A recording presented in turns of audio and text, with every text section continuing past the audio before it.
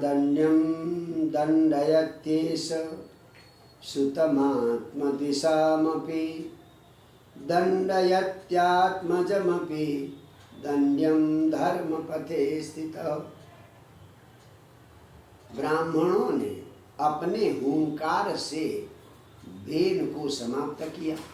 अब पूरे देश में अराजकता फैल गई, तो ब्राह्मणों ने उस बेन के मृत शरीर की बाहु का पहले उरु का मंथन किया तो किरात जाती हुई, फिर बाहु का मंथन किया तो पृथु नाम की के राजा और अर्ची नाम की रानी दो युगल उत्पन्न हो गए बाहु के मंथन से।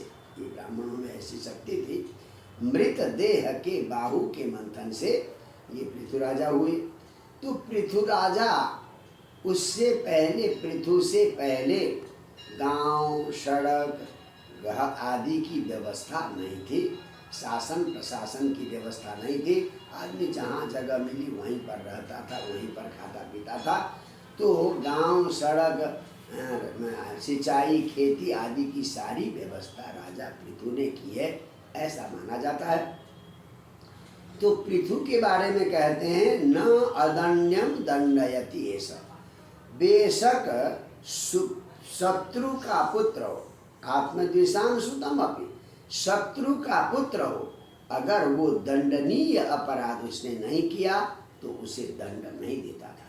शत्रु का पुत्र है, दंड दिया जा सकता था, परंतु अपराध अगर नहीं किया है तो शत्रु के पुत्र को भी दंड नहीं देता था। और आत्मजन्म भी अपना सगा पुत्र हो पर दंडनीय अपराध किया है तो उसे दंड देता था। इसका अर्थ है पुराने हमारे राजा जाति और अपनी संतान का पक्षपात नहीं करते थे। वो एक प्रकार से न्यायाधीश की कुर्सी पर होते थे। अपराधी को दंड देना, निरपराध को छोड़ना, ये उनका काम था।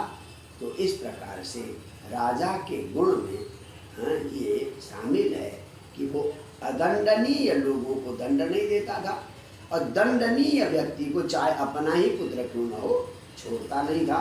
इस प्रकार के बड़े प्रतापी राजा हुए हैं ये राजा पृथु।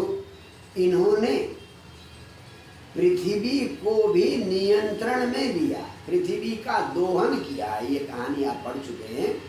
तो पृथ्वी को दोहन करने की इनमें क्षमता थी। तो ये राजा पृथु की विशेषता। जय जय श्री राधे।